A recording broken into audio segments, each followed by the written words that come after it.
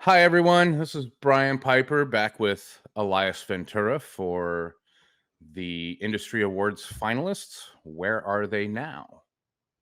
What is happening? Episode 10. Big number 10. It's been a little bit. It's been a little bit. Been a little bit. Um, been kind of a crazy last few months. I moved and we did Knowledge Fest in Vegas and did all kinds of other stuff. So this is happening. We're on April 22nd. So Nashville just finished. Elias just got back from Canada a few weeks ago. Well, about 2 weeks ago. Yep. Yep. So how you been? Good. Working, making Yeah. magic happen, trying to be Yeah. like you awesome peoples over there in the great state of Texas and everywhere else in the country. But Yeah. just keeping busy. Um, it's been busy Yeah. side of the world, so that's a good thing. That And is a good thing. making dealers priority and making sure our industry gets the best of us every day. Yeah. Yeah. I have developed a new hobby. Moving up to San Antonio, I found a place to do horseback riding Nice. and kind of developed a relationship with some of the people there. So I've been kind of volunteering on some of my free time and spending some time with my behind in a saddle. Sounds like Here's fun. one. Here's one thing I've learned that I did not realize: you can lose a lot of weight sitting in a saddle all day. In what are we at? 4 months, about 4.5 months, and I've dropped 15 pounds Wow. and pant sizes. That's It's good. crazy. Yeah, another pant size down, and here we are. That's awesome. Yeah, it's pretty good. It's a good feeling. So, Uh, yeah, um, it seems like we've had so many more, but I guess, finally in double digits. double And digits. I like today's guest a lot. He's a big proponent of not just everything industry related, but, certain certificates that all of us like to award ourselves with. He's a big proponent of bettering Yes, yourself. Let's just better. put it that way. Hmm. And we need people like that because at the end of the day, if we don't get better every day, we're just either stagnant or going backwards or becoming complacent. So Yeah, I think 100%. the influence of always educating yourself, always learning something, always looking for that next chapter, so to speak, is very important. Um, 100%. 100%. Someone who's very knowledgeable in all things 12 volts and one of probably our industry favorites, I would say. Definitely a guy that when his name is mentioned, it I think it brings an air of respect and a little bit of a fandom kind of thing. People know his name, people know who he is, and understand. I think most people understand that he comes from a place of genuine love for our industry. Absolutely. And Yeah. also a genuine love to help you.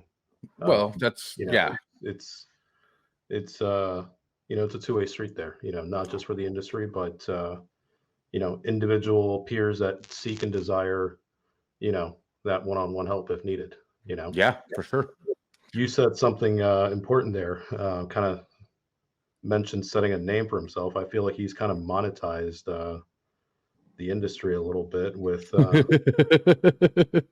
these, if you know what that. Yes. Yes. The Well, JC audio coin. without further ado, let's bring in Mm. our Jeff. 2009 Retailer of the Year winner, Yep. Mr. Jeff Cantrell.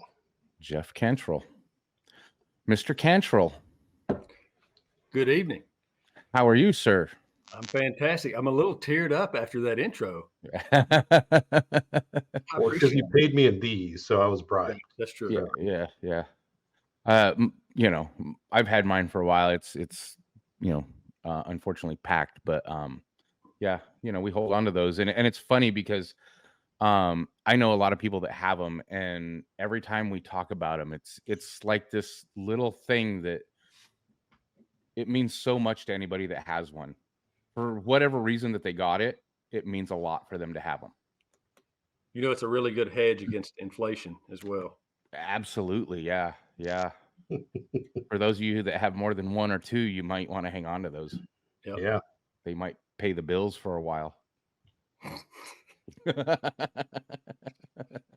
We still haven't figured out what they're for, but one day They're for everything.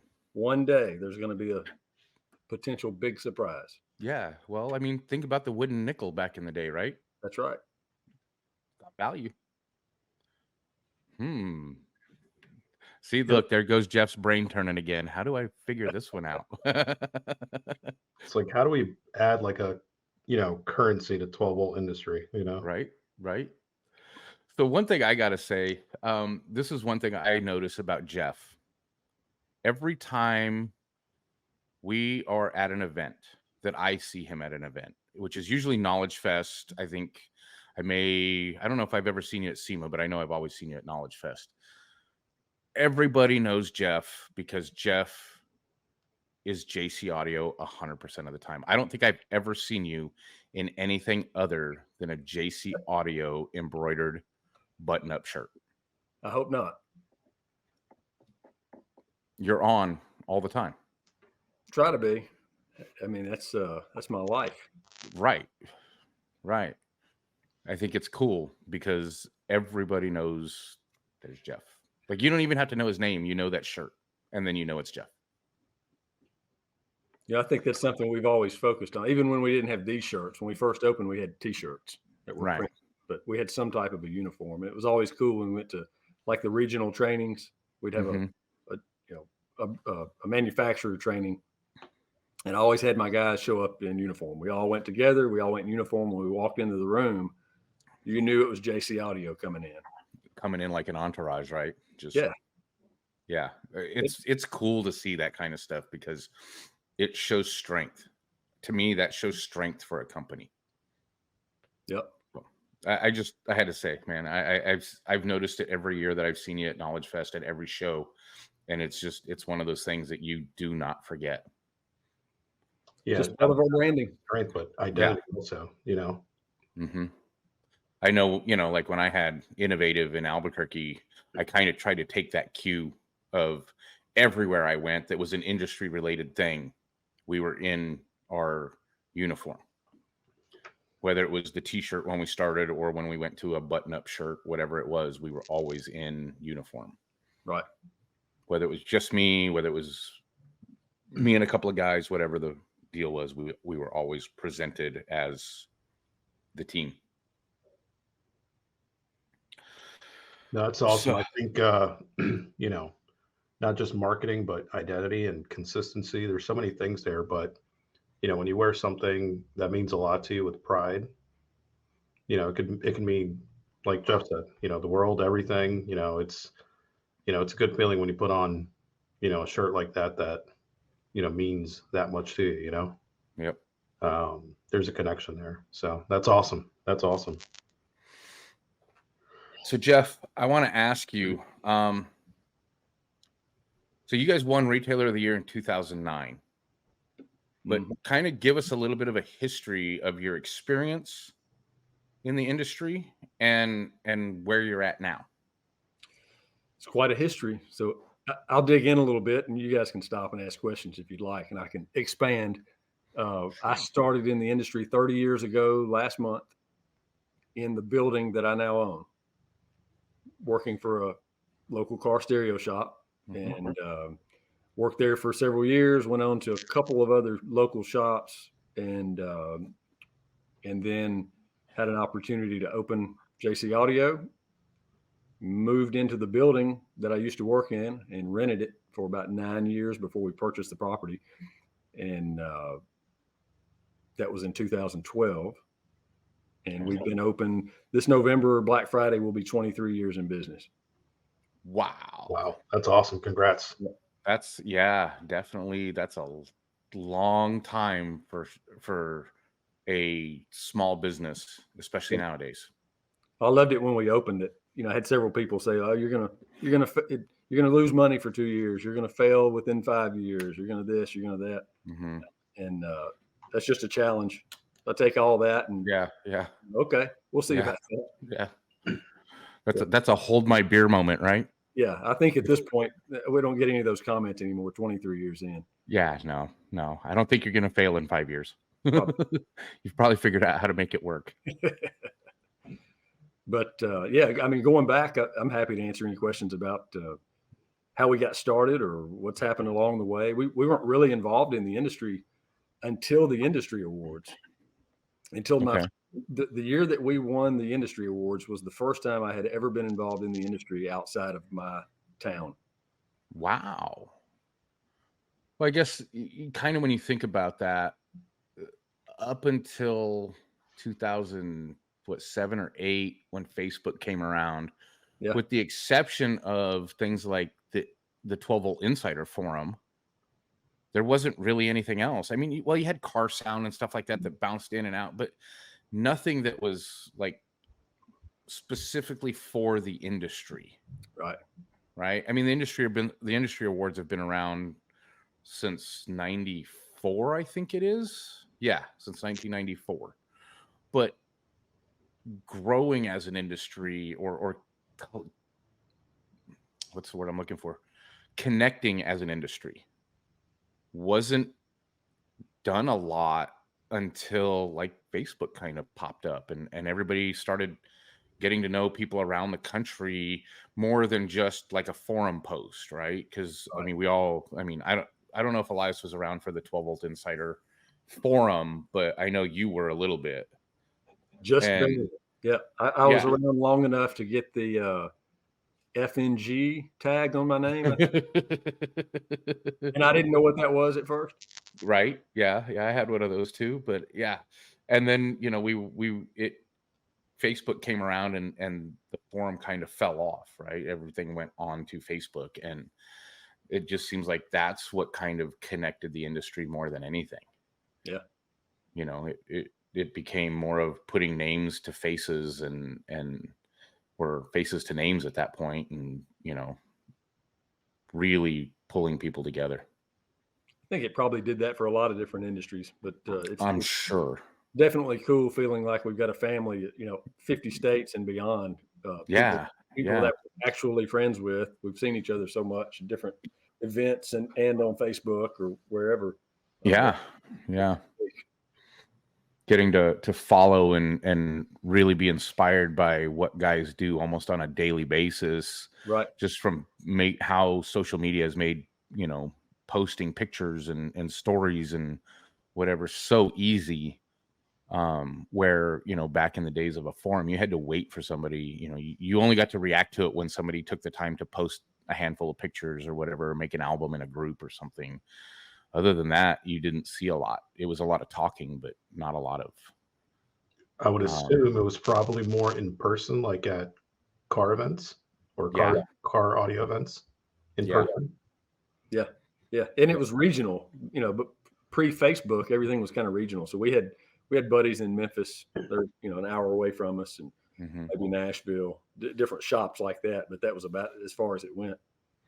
I was totally unaware of the industry awards completely, and I'd been in the industry since '94, so I had no idea that they even existed. And I got a phone call, I believe it was from Chris Beulah, and wow.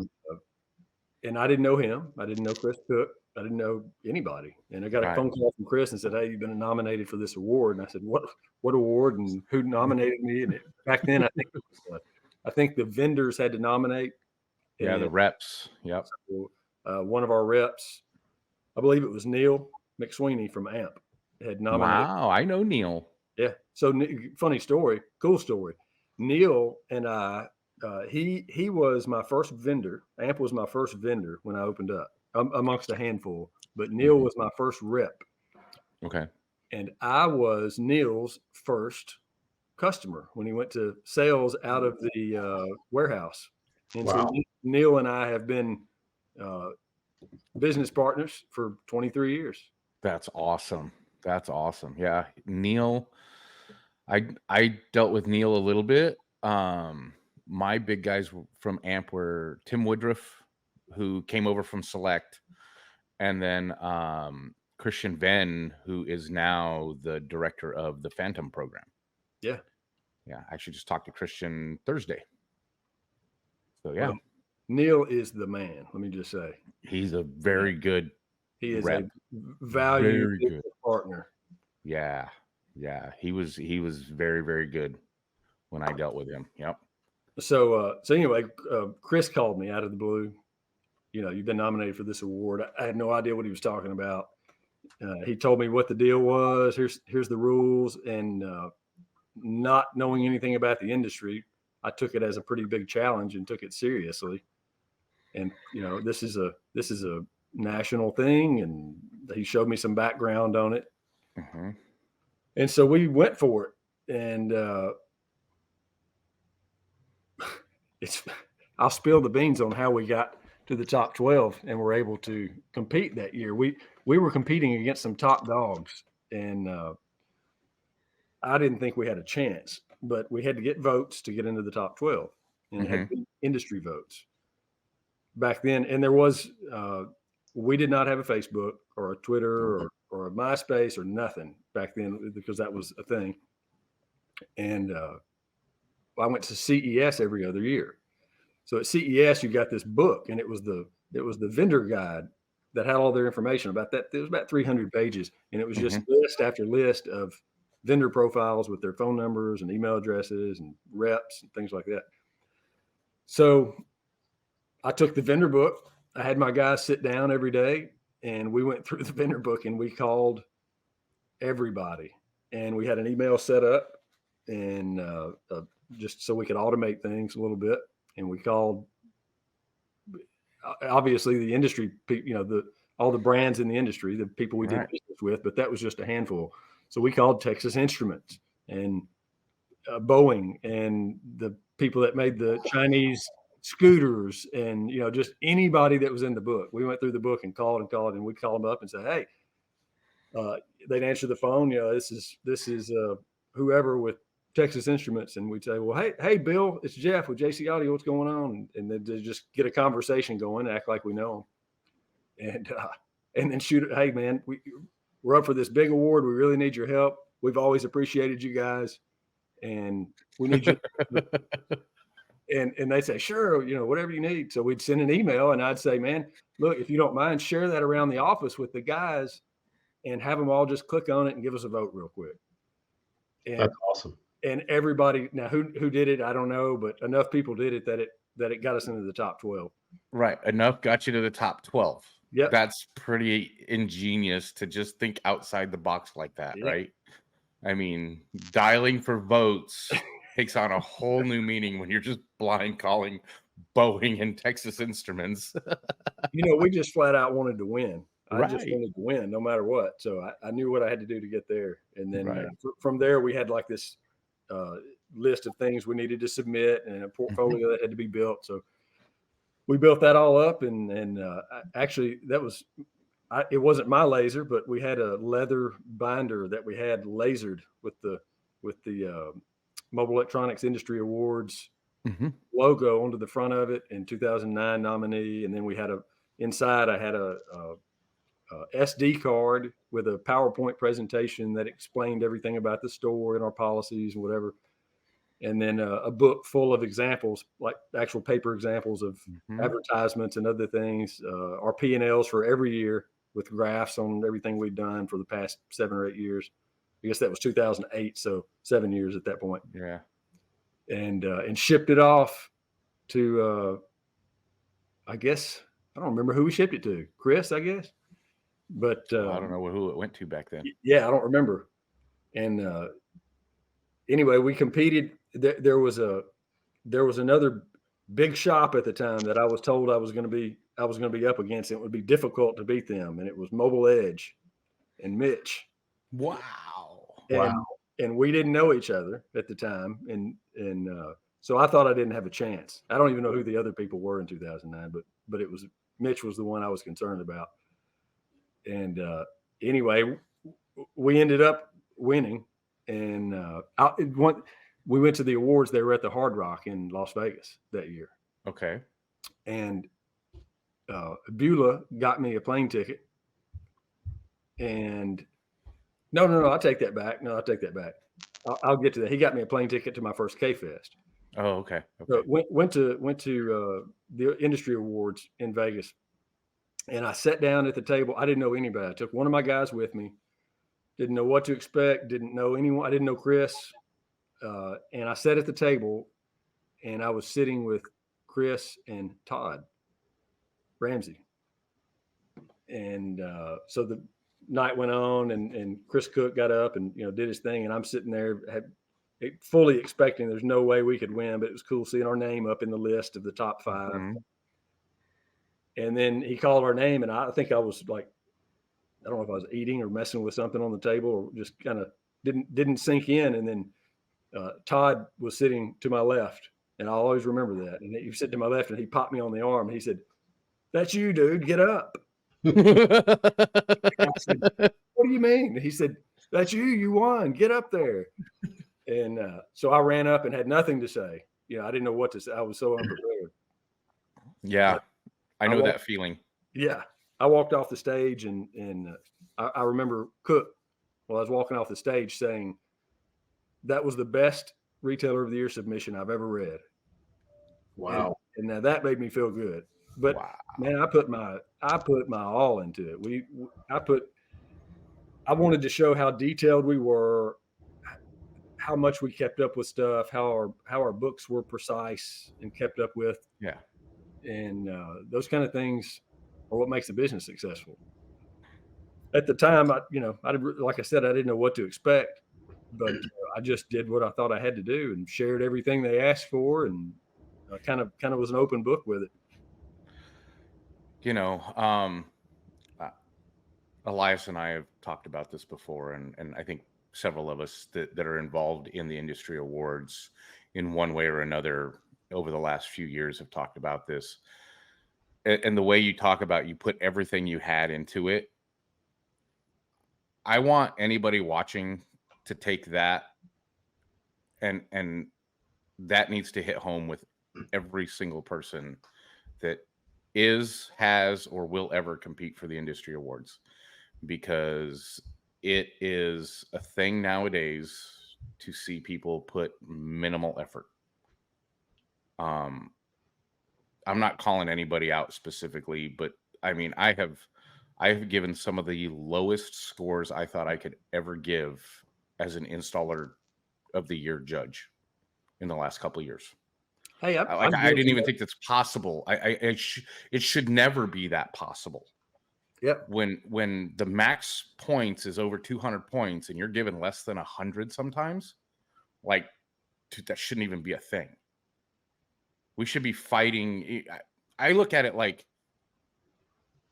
competing in IASCA or, USAC or whatever, right? And when you see the top 10 guys at finals in a category, dude, they're splitting tenths of points between some of them, or the gap might be 10 or 20 points from first to 10th, not hundreds of points, or more than 100 points. Like, yeah. There shouldn't be a thing. There should not be a thing like that. So for anybody, and this is just my personal opinion, guys, this is just me saying this. If you're going to try to compete at the level of a top 12 or top 5 anything in this industry, those top 12 represent the 12 best that our industry has said. We have determined that you are one of the top 5 or 12 best in our industry. Act like it.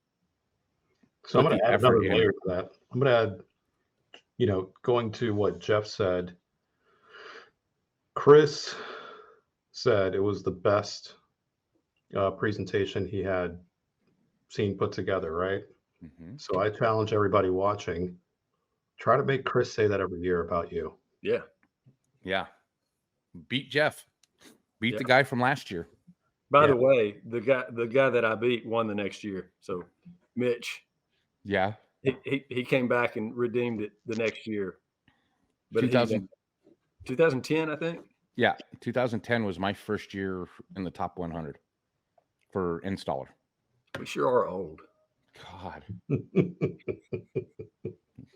You said 30 years in the industry, and I'm like, Yep. that's it?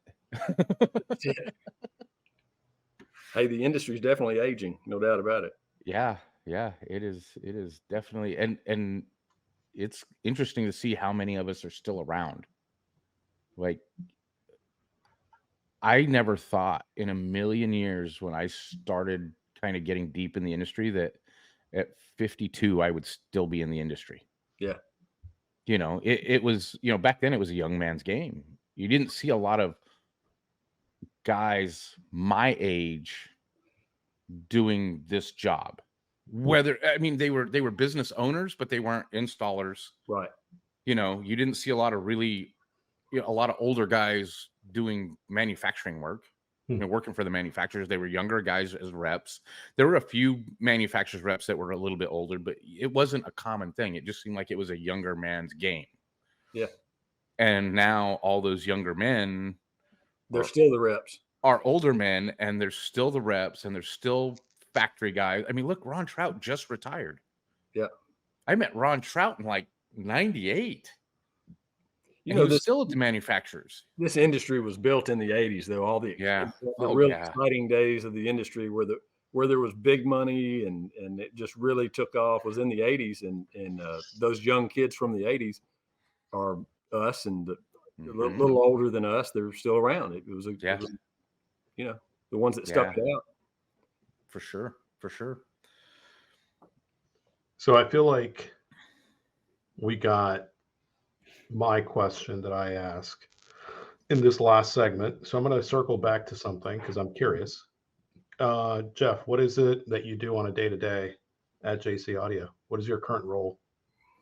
Is it a little bit of everything? Is it It's definitely different now than it was. I've got a good team of guys now, and they are pretty much able to handle things. We're not a super high volume shop. I concentrate on being efficient, as you well know, and the shop to me is an avenue for my guys to have a career, something that they can stay there for a long, long time. Hopefully, one day, I won't be there at all, and it'll just run by itself, and the guys can have a place to call home permanently. Yeah. And Yeah. so I've been working on trying to streamline things and make things even more efficient and automate what I can so that I'm needed less and less. And so I still do the accounting really has been the back end of the business has been my specialty the whole time. Although I've been a technician for 30 years, I've been really good at the back end of the business. I feel like probably not as good as some. We don't do the numbers that some do, but you stay in your lane and make the best of it. And I've done some Sure. other things outside of the shop that have occupied some of my focus. But to answer your question, at the day-to-day at the store, in the last year, I've honestly not been there that much. We had a big rehabilitation project on a property that we took on, and once we were fully staffed, I stepped away to handle that. And as long as they didn't need me at the shop, I didn't go. Okay. Other than to go in and do book work and orders and things like that, work on the business. So I probably spent the last year. I probably spent 80% of the time out of the shop during business hours, at least, and Wow. working on some real estate stuff. Okay. And but currently, I've been in a little more over the last month or two because we finished that project and don't have anything else going on. So I've tried to focus my efforts on getting the store, like I was talking about, self-sufficient, where it'll run itself, where if I go out and have a car wreck today, the guys would have a job tomorrow. And It's funny because so many shops, so many owners can't see their way to that. Yeah. If you're flying solo and it's just you, that's fine. But if you've got employees, you have a responsibility to them to see that they're taken care of. And one of those things is you might not be around for whatever reason. And if I die tomorrow and all my guys are out of a job, then what does that say about my preparation and care for their well-being? Well, I look at it even not so much as that. Yeah, I mean, that's important. But what if you need to go on vacation or you need to step away for any reason? I've seen so many shops, and I know Elias will agree on this, because as manufacturers traveling and seeing different shops and visiting different shops, there are shops that will not function without the owner there. Right. He doesn't prepare. So many people don't prepare their employees to run a business without being watched over. And when you empower, I hate to use the word empower, but when you give your employees that confidence that here's my business, you know what needs to be done to maintain your job, I got something to do. Yep. That's amazing. In January, my wife, Jamie, and I left on January 2nd and didn't come back until January 24th. We went on vacation to St. John, and I took this laptop with me, and once a day I logged in and did remote deposits, and that's it. And the guys took care of it. And no issues. Nothing. No, I actually didn't receive a phone call for 3 weeks and 2 days. Wow. See, yeah, that's impressive. I have to say that is wholly impressive to know, for you to have the confidence that you could take off for 3 weeks and know that the ship's gonna survive. Yeah, and we don't do that often, by the way. That's the first time we've taken off more than a week in 20 years. But we're finally at the point. We had actually got that rehab beat the heck out of us so bad that we decided we had to take a break after we got it finished. Yeah. But no, the guys did great, and it showed me and forced me to see that it can work. Yeah. And I don't need to be there. They don't need me there. They don't need me up front. They don't need me in the back. Our industry has great tech support guys on the other end of the line if they need something. And although I feel like I got to be watching over it, I definitely don't. And it's probably best that I don't. It's best that I am there as a support role. Elias, you asked what my role is. I think that probably describes it best. Or I feel like that's what I want to be. I'm there in a support role. That's it. I want to support what my guys do. Give them the resources that they need to be successful. I want to be an investor in the business. That's amazing. Not a micromanager. I'll help people as much as they'll let me. There you go. I know you shared your January trip with Doug and I when we last saw each other. So you answering the phone may have been a little bit difficult.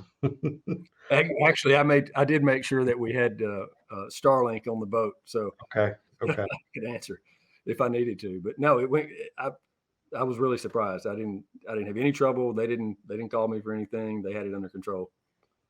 That's awesome.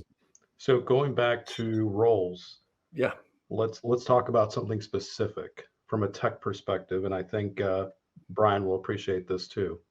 What is your favorite install to do in a vehicle in the bay? The one that gets in and out the fastest with the most expensive equipment in it. The deck and four that costs 10 G's. Exactly. We're talking like a late 90s Ford Ranger in there, like Ford keys, slide in, slide out. Yep. And if you use an Alpine radio with the little things on the side of the sleeve, it just clicks in. You pre-wire it and slap it in there. No, I think my favorite probably Jeep Wrangler, like a Jeep JK, some Audison components in the front, coaxes in the back, a stealth box, and a 5-channel. Nice. Out one day. If I could pick one thing to work on all of the time, it would be boats. Okay. I think boats are my favorite. It's always a full system. It's always a wide open area, except for when you like got to get down in that little cabin where they have to pull you out by your legs afterward. But other than that, I really like boats. I don't think I've ever heard anyone claim they love doing boats. I would give up cars if I had a line of boats for the next 10 years to do. I'd do boats. I love marine stuff. Talk to Luke Feidler. I think he had a whole bunch of boats that he used to do that you could probably go pick up. You just have to move to Florida.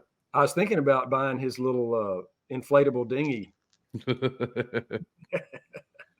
You remember his post with him floating behind the deck? Yep. Yeah. That's determination. That's getting the job done. That's right. Yep. 100%. The reason he did that is because he threw his phone in the water. That's a joke. He used to throw his phone across. He used to throw his phones all the time. It took me a second to click, but I was like, "Oh, I got it." Yeah.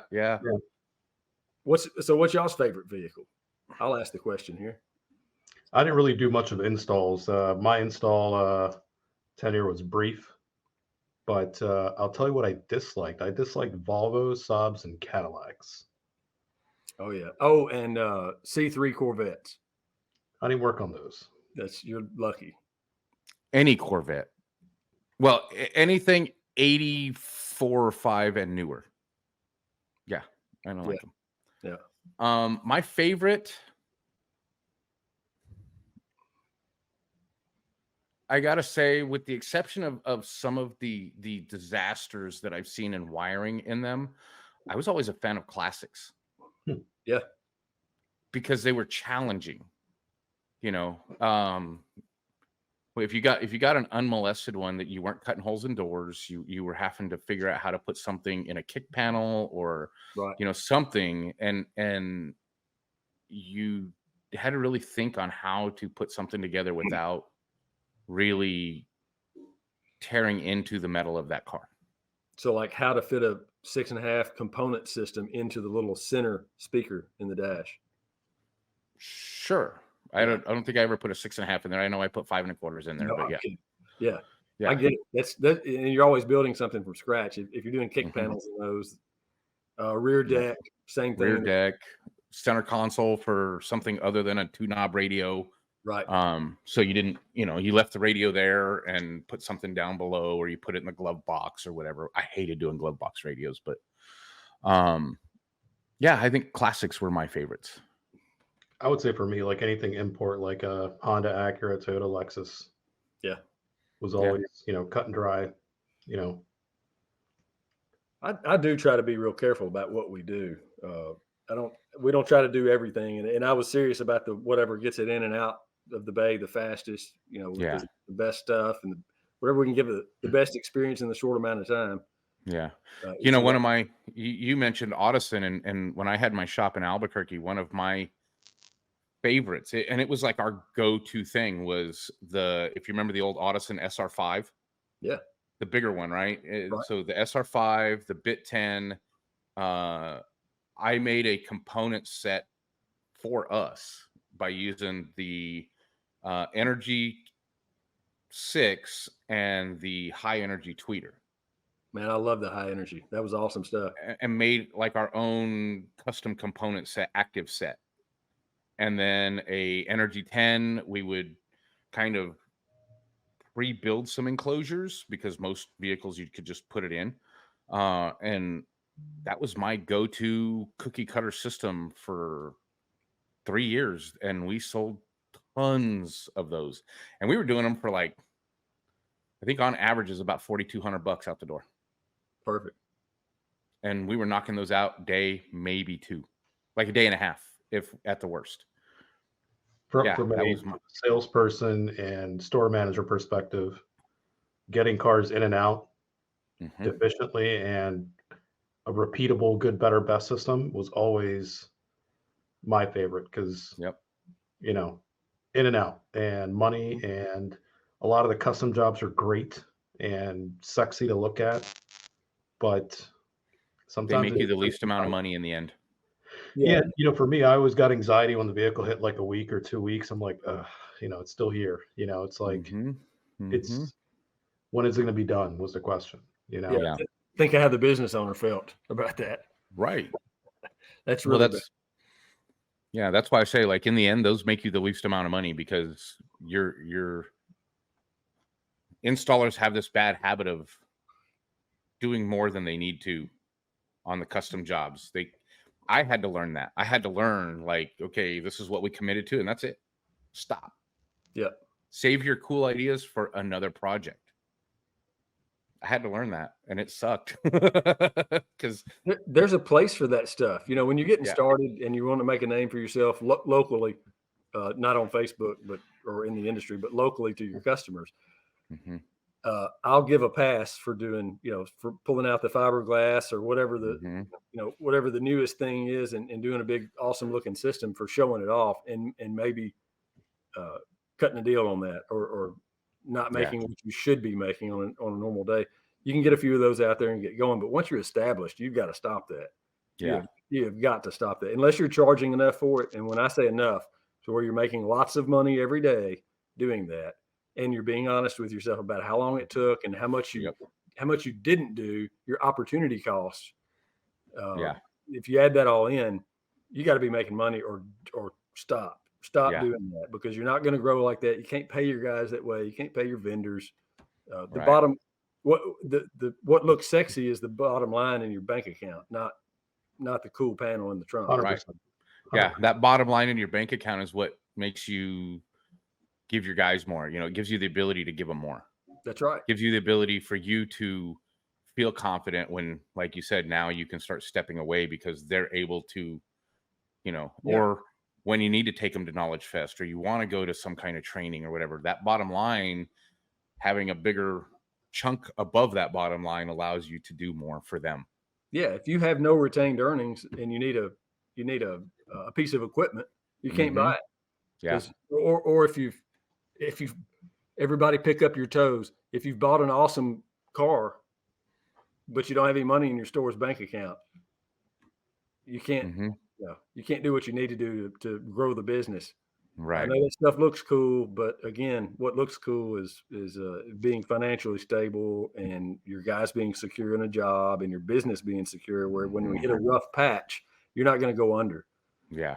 We don't worry about that anymore. We don't worry Right. about the economy or whatever. I'm not to say that it could never affect us, but we can take a long bumpy road and come right through the other side unaffected. That's good to hear. That's awesome. I love that. So I want to ask, participating in the industry awards, you were first time in, first time win. Yep. How did that, and has it helped you develop you and your store through the last, what are we looking at, 15 years now? Gosh, 15 years. Wow. Yeah. So when we competed, like I said, I took it seriously, probably even more seriously than I should have. Is that possible? I don't know, but I felt, I don't want anybody to take this the wrong way, but I probably made a bigger deal out of it than it had ever been to anyone. So that helped, because me not being involved in the industry and not knowing anyone and not knowing how to take it allowed me to just, like I said, put my all into it. And Sure. so, I had some minor college experience. I've got a associates in business, and then went straight into business after that, or a couple of years after. And so I kind of knew the business side of it, or I thought I did. I think I do today, but what I thought 4 years ago, I'm smarter now than then, and we learn every day. Well, that's a good thing. But what it forced me to do was to take a deep look at the business and every practice and every policy and procedure that we had, and really see if it worked, or if we had one at all. There's a lot of things we didn't have. And I was in a scramble. I mean, we had like 2 months between, hey, you've been nominated to the industry awards. And so I scrambled to put some things together that I didn't have. And Facebook, Twitter. It wasn't. I don't even think Twitter was around at the time. Mm-mm. Facebook, MySpace, MySpace, I think, was still around a little bit. Yeah. a website, like all that stuff. We didn't have anything. So when they said like list your website and list your Facebook account, I'm thinking I don't have one. So I jump on and I create all these things real quickly and kind of put it together. So it forced me to do that, which got me involved in the industry. It forced me to take a look, like I said, at the policies and procedures in the shop and how we did things. And lots of things came up during that process that stood out. And I could tell we weren't doing a great job or as great as I thought we should be. And so it allowed me to focus on those things and make them better. Yeah. And so that was the biggest thing that I got out of it. It wasn't, the award was great. The notoriety was great. That's all good. But the improvement in our business processes was what helped the most. And we were in the middle of a recession in 2009. Yeah. 2010, 11, and 12 were some of our best years to date. Wow. Right through the recession. So, the guys out there that are doing it right, when times get tough, not everybody's out of money. And people have discretionary funds, and the people with the customers that we want, not that we don't want any of them, but the ones that have extra cash to spend on the luxuries that we sell, those people are always going to have money, no matter what the economy's doing, no matter how bad things get. They're going to have their stereo system. They're going to have their custom radar. They're going to have their vet, their Ferrari, their 911, whatever. They're going to have it. Yep. And those of us who have prepared and do things right are going to be the ones that get that money. Those of us who have no money because we blew it all, or we don't make any because we're building flashy stuff for way less than we should, we're going to go out of business. And we've seen that happen over and over and over. So that's during a recession, that's kind of what happens. That flushes out the weak. Right. And that's unfortunate for them because there's those of us out here who would love nothing more than to help somebody. Right. And they've got to get involved. They've got to listen. They've got to sacrifice. And they'll still be around in a long time if they'll do that. Yeah. That, I have said this, I don't know, more times than I can remember, and Elias has heard me say this. Bringing that up brings me back to something I've said several times, that our industry has made it very easy for people to own a business that have no business owning a business. Absolutely. They would make great employees. They would probably make fantastic managers, but what we have is an industry where one guy sees the owner making money hand over fist, or what appears to be hand over fist. Let's put it that way. Right. It appears that they're making money hand over fist, and maybe some of them are, but you get and it's mostly installers that you see this with, and they go, well, I'm doing all the work and he's getting all the money, but he's not doing any of the work. Right. And then they go get a business license and they go to a distributor, they find ways to go direct or whatever the case may be, but there's no requirement to understand how business operates. Most of them don't even have, or I shouldn't say most of them. Let me back that up and say that's not it. Some of them won't even have insurance. They don't know what they need to have as far as, medical or any kind of protection for their installers or their employees. They don't even know the rules of like being 1099 or being an actual employee in what they're in their state. Like there's certain rules in certain states that you have to follow for certain things like that. They don't understand how to manage inventory or even have inventory. It's like 100% fly by the seat of your pants. And I'll admit, I was one of those for a while. I had to learn a very hard lesson, but we see it a lot. And it's something that I know Elias and I have talked about in MEA. Like, these are the things we really need to push. Like, we need to have stuff where people are learning to understand how to read a P&L. Yep. And how to understand what it means to have a employee handbook and an SOP and all of these things that don't exist in our industry. That real businesses have. Yeah. HR. Yeah. even if you're as the owner, if you're HR, but you need to have a human resources person. Like we don't, our industry doesn't have that. And I think it's a lot of why, and something we're afraid to admit, why our industry has shrunk so drastically in the last 10 years. I can't disagree with that. Yeah. I think you brought up a good point about people looking at the owner and thinking they're rolling in money or whatever, and maybe they are, and if they are, they probably deserve it.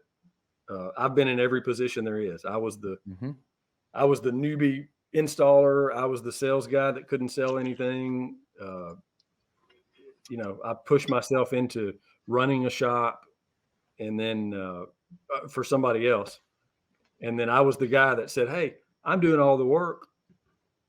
And I was the sales guy, the installer, and the accountant, and the only employee running the shop for a couple of guys that weren't industry guys. They were just investors in a store. And anyway, I ran it. And then one day a buddy of mine and me went to lunch, and he said, my uncle's got a building for rent for $600. And $600 was the magic number because that's what we were paying for rent in the shop that I was running. And it just clicked. And I thought, well, I know that'll work. I know I can make money because I'm making money now. And so I went for it, but I had a business plan in place. Man, I should have brought that. I've still got my old business plan, which was like just a couple of spreadsheets on graph paper that I drew up. And we calculated what all of our expenses were going to be, fixed and variable expenses. And long story short, at the end of the first year, we hit it within 5%. So we were very, very close. Again, I was fresh out of business school, so I had all this stuff fresh on my mind and how to set up a business and anything. Right. But I had what it took at the time, at least to get started, and had a good foundation to do it right. And I see these guys today, man. Not everybody can be an owner. Not everybody should be an owner, or is going to wish that they were after they've done it. And some of these guys that have great potential, but they can't get this attitude out of their head or a chip on their shoulder that so and so is making more money than me. The owner's making all this money, and I'm doing all the work or whatever. They don't see any of the risk behind that. They don't see any of the work that goes on at all hours from the owner that gives them that job. And I can say this because I was that guy, and I built it from nothing. And come on, guys, you got to stop that ridiculous thinking that somebody owes you something or that somebody's getting rich off of you. Gravitate to these people that are doing something and look up to them and look at what they're doing and learn from them, or ask them for help. I'd be happy to help anybody that wanted to pursue something different or build their own business or whatever. I have nothing to lose by helping them. And most owners that have staff are like that. Most of us would love to see somebody come in excited and really want to take it seriously. And most owners that in my position at my age would love to see somebody come in that wanted to take the business over and us step back in an investment capacity and let them run with it with our decades of experience to get them started. That you can't buy that, No. So there's lots of other ways to get rolling other than to bail on the guy that's invested in you to go try to start your own thing. If you're capable of it, by all means, go for it. If you think you can provide people a living, be responsible for them, you can sacrifice when you need to for the better of others first. You got to put them first. If you can do all of that, then absolutely go for it. If you can't, though, just really think about it, or reach out to somebody else. Reach out to another owner like me, and have a conversation about what it really takes. Because I can promise you, there are 1,000 things you're not thinking about that are going to come up that you're not going to be satisfied with. Just like you be off on a certain day or whatever. If you think that's bad, own the business and be thinking about it 24/7. I woke up this morning at 4:30 because I'm 47 years old and I had to pee. And before I can even get out of the bed, this starts going, and I start thinking, and it's business stuff. I grab my phone and start making notes of things that I need to get done, or it's, just oddball stuff, and that's nonstop. I love And then that. you're done because you're not going back to sleep because now your brain's turning. Yeah. Yeah, no way. I just get started at that point. So it's those kind of things. If you love that, then great. But if you want to, and it's not for everybody. There's nothing wrong with being a phenomenal installer or a rock Manager star or sales guy. Man, we need those people, and you can make great money and have zero liability doing that. Mm-hmm. So don't feel like being the owner is the end all be all. Trust me. Well, and I want to put this out there as a former owner, and you've probably been there. I was happy. It made my day, the days that I wrote checks to my guys that were bigger than the checks I took home. Absolutely. Yeah. And there are a lot of guys out there that can make a ton of money, and there is not a good owner that will ever complain about writing a check for payroll that's huge. That's right. Because all it means is he's successful. The favorite checks that I write are my paychecks to my employees, my estimated taxes, quarterly taxes to the IRS, and tithe check to my church. All of that means we're doing great. Yep. So I don't mind spending that money. That's right. It's just the way it works. Or that check or the credit card you get to run when you get to buy a cool new big ass toy for the shop. Yeah. Whether it's a laser or a CNC or electrical testing equipment, whatever it is. I remember like buying routers and buying templates and stuff, because that's what it was for me back then. Yep. Every time I got to order something new, I was like, yes. And not finance it on Snap. Mm-hmm. Mm-hmm. No, it was everything I bought was bought on, out of the bank account. I didn't have a credit card for the company. I bought everything I bought, I owned immediately. Yeah. Hey, let me say one more thing. Now that we're talking about that, there's some guys out there, I'm sure some of them are personal friends and people that I really look up to that really stick their neck out and leverage themselves and get lots of debt. I'll never be who they are because that's something I'm not willing to do. And right. I guess that's where I reach my comfort level. There's definitely nothing wrong with that, but there's something wrong with it if you're not, if you can't follow through. That's big boy shoes, and you better be ready if you start really sticking your neck out. Some of these guys in the industry, fellow owners, have done phenomenal things, and I've seen them since they started. I've seen some of them. Spencer Richardson comes to mind. Mm-hmm. Since he started out selling light bulbs, and he's just built an incredible business. Seems to be a great boss, smart guy. He's a go-getter. I love that. I love seeing somebody be successful.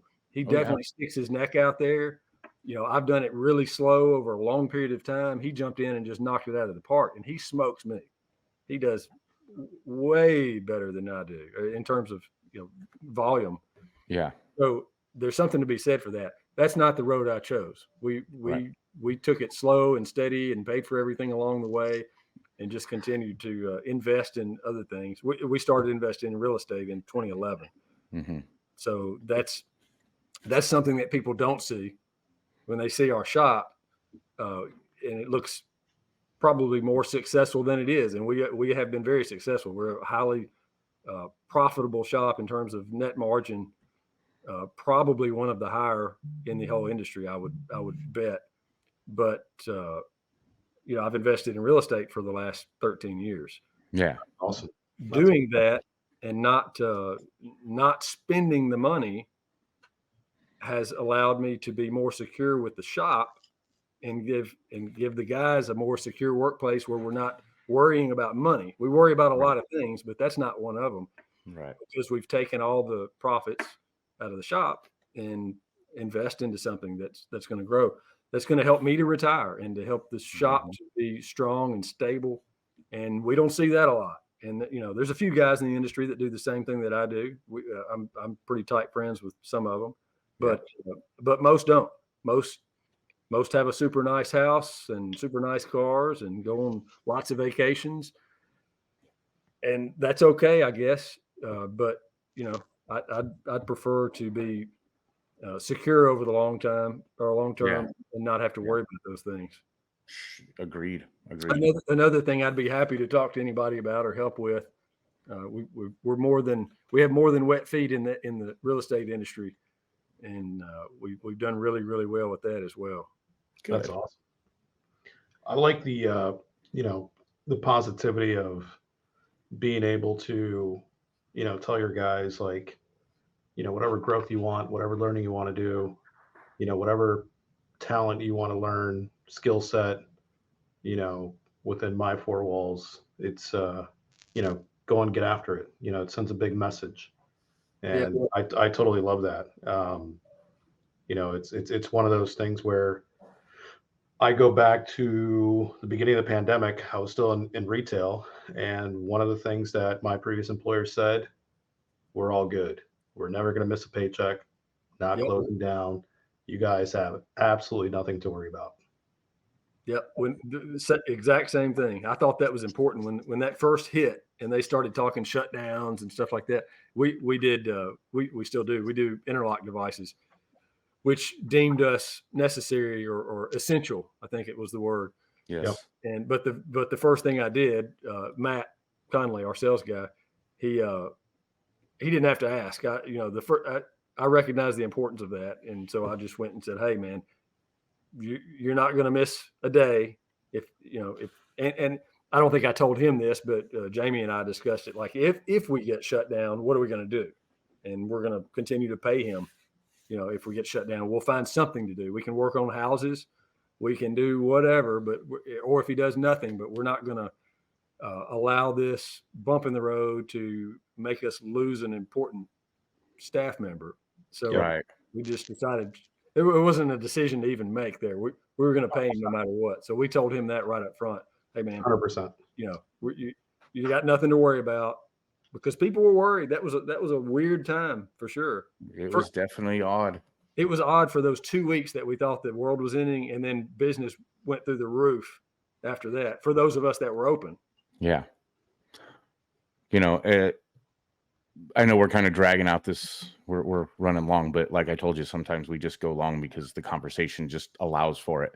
But that's something else that I put out there, and I see a lot is now that, as the pandemic started, we saw a lot of people that had just started their businesses or even started one during the pandemic because money was just falling in your lap. Yeah. Like guys that had been in business from like maybe 2018, 2019 through the pandemic, they didn't have to work for money. Right. It just landed in your lap. You just had to hold your hand out. Yeah. And then the pandemic ends, and now they're like, what do I do? They don't understand how to do marketing. They don't understand how to go find the business. And Etta Van said this one time to me. He said, if you've owned a business since before 2020 in this industry, and you're still in business, you have owned 3 different businesses. You've owned pre-COVID, COVID, and post-COVID business. They're all different. And how you ran them, they were different. And now, look at where we're at now. We're 2024. We're basically 2.5 years technically out of COVID, and now we're in a time where money is very tight for a lot of people. Like, I saw a thing the other day. It's been a little while ago. 5 years, 2019 to 2024. Look at the average cost of a house. Mm-hmm. In 2019, it was like $238,000. Now, $440,000. Yeah, that has been the largest increase in cost of a home ever. Yeah. Hang on, sorry guys, my dog's over here making weird noises. Even more, that's an even more important reason to invest wisely. Whether, and I don't necessarily mean in property, but invest into something wisely. That not only what people need to understand and connect is that house that went from $250,000 to $450,000, that's their money that went from $450,000 down to $250,000. Value of those dollars that they've saved. So you've got to watch it. I mean, houses around here, we've been buying houses for 13 years. We bought a house I'm thinking of one in particular that we bought in 2018. Bought it on market. I cringed because I was buying it. It was listed, and I just bought it on market for retail value. 3.2, 1,800 square feet. We bought it for $80,000. It was listed for 90, and we went in and there were some things wrong, and so we bought it for 80,000. The house next door to it last year, 1 year ago, which is the exact same size, sold for 172,000. Right now, there's a house 5 houses away. I looked at it today. It's listed for $242,000. It's 3 times what it was 5 years ago. And it's the same exact house. Same house. Actually, the one that's listed today is 1,400 square feet, not 1,800. Oh, wow. So the cost of housing alone has just gone crazy. I don't know how we got off on that, but it just talking about how the industry evolves. But yeah, I mean, it's crazy to see the differences and see people struggle because they don't understand how to operate a business when the money just doesn't fall in your hand. Yeah. Oh, that's what it was. Yeah. People aren't spending money when they've got to live and they've got to pay a couple of $1,000s a month in rent or $2,500 a month in interest on their loan. They're not blowing money on stereo equipment. Right. And I know you said earlier, like the people that there are certain types of people that will always have money for what we do. Right. But even those people sometimes, I think, when they're looking at what's going on in the economy, they have the money, sure, but they're not always spending it. Like they might go buy a new vehicle and they'll spend some money, but they might not spend what they would have spent, 2019 money. The people that don't have the money to spend are the ones that aren't shopping at those people's businesses. Right. And those are the ones that do business with us. That's our customer. These guys that always have the money are the other business owners or the doctors or lawyers or whatever. Right. And they're losing all of the little money. That's what happened during COVID when the stimulus money came out. $1,200 in somebody's pocket is not going to change their life, and it's not going to change our businesses. But I recognized early on, $1,200, all of those $1,200 checks went to other business owners that sell small things, and those business owners do business with me. Right. And so when all that money started circulating around, we ordered up as soon as they announced stimulus money. If you'll remember back, all of the vendors, some of the vendors canceled their POs with the factories overseas. The world's going to come to an end, so they canceled them. Their orders got bumped to the back of the line, and then in 2 weeks, the government starts talking stimulus money. And I said, "This is it, man. We're fixing to rack it up right with this." And so we put scheduled orders in for a year with all of our vendors. I bought everything I could get my hands on and stacked it up. And sure enough, within a month, there was no inventory to be had anywhere. Yeah. And we skated all the way through COVID, and I honestly don't think we missed a sale because of a lack of product. At one time, our local big box store had 0 radios in stock. They didn't have a single radio of any kind in stock, and we had 250 double dins in stock. Wow. So that paid off. That was a smart move. Was a smart move. And it wasn't all about making money. It was about staying in business and keeping everybody paid, keeping our guys in a job. We had to have stuff to sell. So we were able to do that, though, because I didn't go buy a new car in 2017 or 2018. I could have, I could have done that or bought a boat or whatever, but you got to be prepared for those times. And since we were prepared, we were able to take advantage of the inventory that was available and buy it up as much as we could. Right. And it worked. That's good. That's awesome. So I have a question. All right. My favorite question. Yeah. Words of encouragement for anyone who hasn't gone into the industry awards, has maybe taken a hiatus, maybe feels like it's a glorified popularity contest, whatever the scenario is. Words of encouragement for anyone out in the industry who needs to hear, some positive words from you. So the first thing I would say that is check your attitude. If you think if that's how you feel, and I hear that all the time, I see it on these Facebook posts, and oh, it's a big joke. It's this, it's that. Nobody takes it seriously or whatever. And it's what you make out of it. That award sitting on my counter means nothing to anybody in my town except for what I tell them it does mean. And so, we make a big deal about it because it is a big deal to us. And we didn't just skate by and get chosen by some industry peers because we didn't have any industry peers at the time. I didn't know anybody. The judges didn't know me. All they had to base it on was our submission. Right. So take it as an opportunity to for it to help you recognize the weaknesses in your business and figure out things that you can build on that will help you. That's the key. It's going to be whatever you make of it.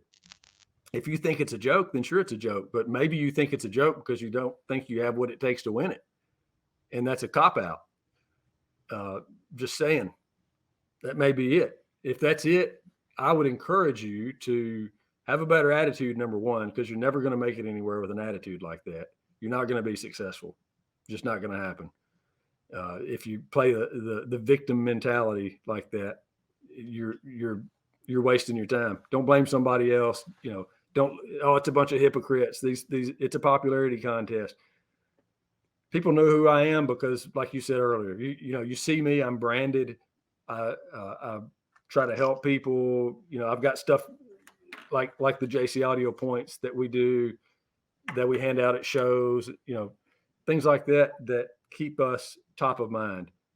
And honestly, that's just all in fun for me. It's not like I'm making any money in the industry, but it does create better relationships with our vendors, which does lead to opportunities and things like that. And I want them to take us seriously. I want them to know that we're marketing properly and that we take our business seriously. So 100%. I would say, take it seriously. Who cares if somebody else doesn't take it seriously? Brian, you said some of the submissions that you've read and the scoring was just below 100 or whatever. If all we worry about are the negatives or the 2% or whatever, why would you do that? Why would you worry about what could happen, which is this, when you can worry about your possibilities, which are endless? Absolutely. All about what you do with it. Yeah. It's one of those things where, for me, I won an award a long time ago, and that was a point to myself that if I set my mind to something, I can do it. Full circle to now, my favorite thing to do now is to influence others. Yeah. That if they all can do it, they can have even more success. And that's my new passion. It's part of the reason why Brian and I do this, podcast, and why we have guests like you, because collectively through influence and learning each other's stories, we're going to unlock so much more, in my mind, so much more of others participating, whether it's one time, whether it's all the time, whether it's an endless chase for that one award that they aspire to get. But full circle, our smiley face effect is influencing others. And I absolutely love that. And, I took some notes down from earlier, and I'm going to put them on there just to make them quotes, but make it a bigger deal than it should be, or than it has been. Yeah. And even bigger quote, make Chris Cook say, and I just put a bunch of dots. Make Chris Cook say something. That's a new challenge. Could that be Yeah. a new award? Maybe, but make a new challenge. So I absolutely love those from what you shared with us. Those have been positive, circled, underlined quotes that I wrote down. So thank you for that. You're welcome. I got one last question for you, Jeff, before we get out of here. So 2009 was 15 years ago. Why haven't we seen you in the running again? I get that a lot of companies and a lot of people believe ROTY and IOTY are one and done. But I say this all the time. If your business evolves from what it was, which it has to have evolved from 15 years ago, because you wouldn't still be here if you were still running the same business you were 15 years ago. Right. But when your business evolves enough that you can look at it and say, hey, we should do this again, why not do it again? That's a good question. So we got up into the top 12 once, and that was I think it was 19. It was at the 10-year mark. Okay. And obviously didn't win that year, but I'm just as guilty as anybody else. A couple of things. I've not taken it seriously a few times. You've mentioned, reading submissions or whatever. Or nowadays it's a video submission. Mm-hmm. I have done it out of being prompted to by others where we were really busy. We're doing other stuff. And honestly, I think, well, I can't fit it into my schedule. There have been times that I haven't run at all because I didn't feel like we deserved it that year. I'm pretty connected in the industry, and I know everybody, and I know there were other businesses that were more deserving, that had worked harder, that deserved it more than I did. And I felt like, I don't have a place there this year. Okay. I don't feel that way now. And we submitted last year. We've been top 50, I think, 7 or 8 times since then. But only once, I think, have we really made a orchestrated push to try, and that was a few years ago. I think we're there. I definitely think we're there. Yeah, you mentioned, the team is, energized and, leading by example. So maybe it's time to light a fire under the guys now to, give them something to aspire to go after. I might need to figure out who the panelists are going to be for the awards and start shipping out. Just don't be like Brian. He spent his, even though he says it's stored somewhere. Yeah, it's that nice mic. We already talked about that. Right. Yeah. Right. Yeah. Yeah. It was the cup. Oh, that's what it was. Yeah, it was the cup. I'll find it when I am able to get it unpacked, and I'll make sure there's a picture of it somewhere for you. There is a Canadian who I believe is the points holder champion. I think I know who you're talking about. Yeah. Fellow master. Well, it's not master anymore. It's expert, but yeah. Shaughnessy. S money. Yep. S money. He's got the most points, I believe. Okay. Wow. And by the way, there are not an infinite amount of points. There's only so many. Yeah. There's only so. Well, many. That's good. It makes them valuable. That's right. We're gonna have to go rate keep printing. You can't keep printing them and expect them to hold value. That's right. Yeah, we're gonna have the U.S. dollar. This is not America. We're gonna have to go rate his toolbox. Yeah. I think he's got him in like an underground safe. I've heard that he had like John Wick. Yeah, buried in a box under concrete. Hey, I'd just like to say I appreciate you guys having me on, and for those in the industry watching, if I've stepped on any toes, or if y'all have stepped on any toes, man, reach out to somebody for some help. Yeah. If it's me, I'm happy to take the time out of a very busy schedule to meet with somebody, to get on the phone or Zoom meeting or whatever. I think lots of people in the industry can attest to this. And some of them are people that are just as successful as I am. And we bounce ideas back and forth and spend time on the phone together. But if you're just getting started, why not lean on somebody that's got 30 years of experience and a successful business? Not just me, but whoever it may be. Lean There's on these lots of you people, guys. man. Yeah. People that are successful are that way because they like to help people. Right. And 100%. there's nothing at this point in my career. It may have been different 15 years ago, but right now, I would love nothing more than to see that I've helped somebody else be successful. 100%. So knowledge is free. I don't hide anything. I'm an open book. Yeah. I certainly don't want to portray myself or my business as something that it's not. And there have been some of those out there before.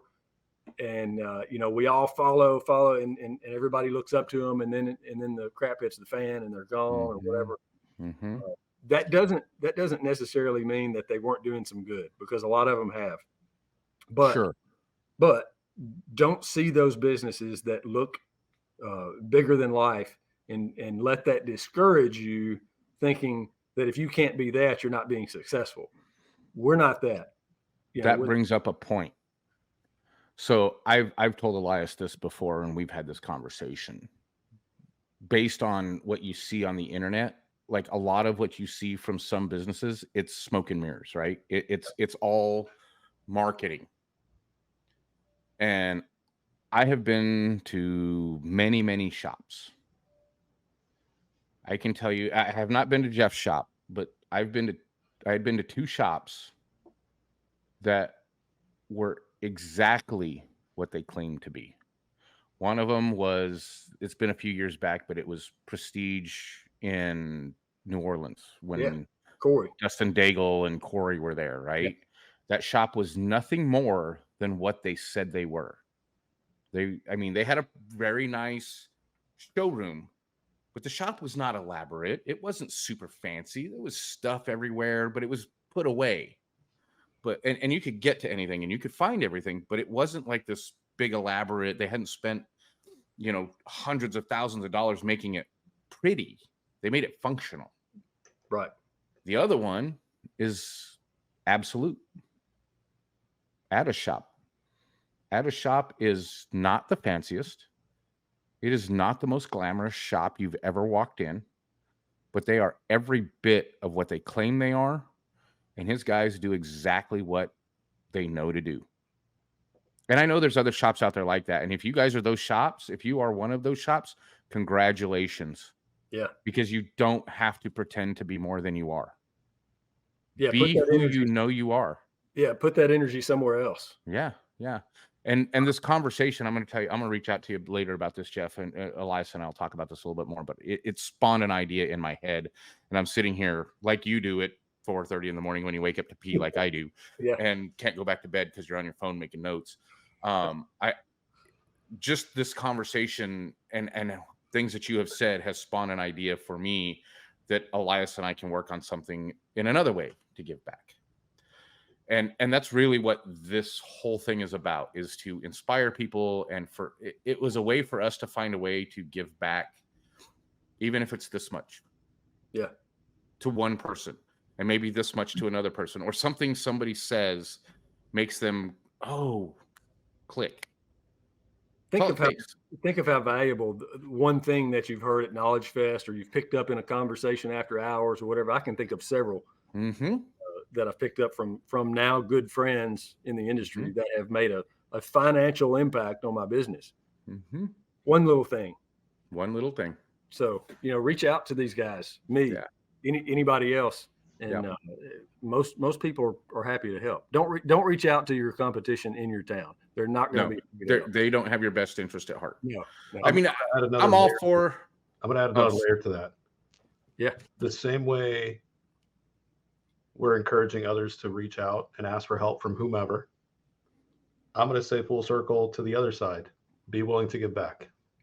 Yeah. It's a much better feeling, in my opinion.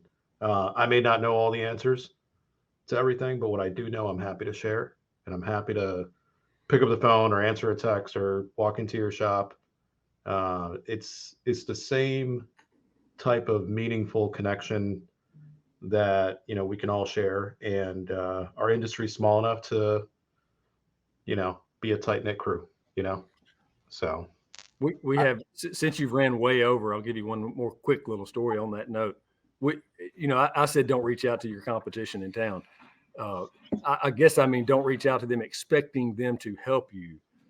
100%. But I've got a competitor in town, and he and I are friends. We used to work together, and we've done some trainings at the shop where we've hosted some trainings and had people come in from all over the Southeast U.S. And I always invite him, and he's been to at least 2 or 3 of them. And the last one, he stood up in the meeting, in the training, and stopped to publicly thank me for being willing to have him come in and learn in our shop. And that really meant a lot to me. Really just showed me that, you can be part of an industry and not have to dominate everybody, but we can exist together. There's enough business for everybody. Well, the other side of that is if you help elevate your competitor, it's going to force you to elevate. So right.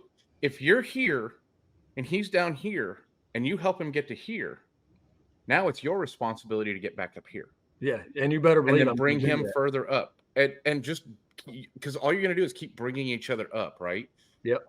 And then he may get closer to you and you might figure something out, or he might help you with something.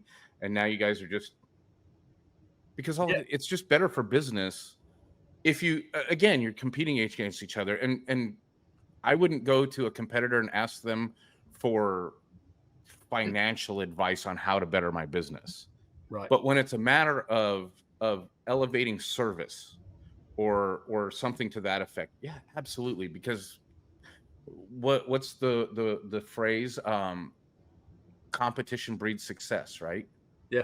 And competition breeds innovation. So if he comes up with an idea that helps him get better and kind of maybe come closer to the level that you're at, or vice versa, it's going to push the other guy to do something different too. That's right. So yeah, it's good for everybody.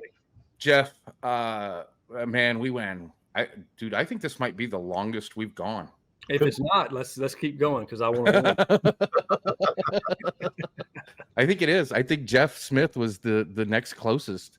Do you know that Jeff Smith was the installer of the year in 2009? Hey, maybe that's what it is.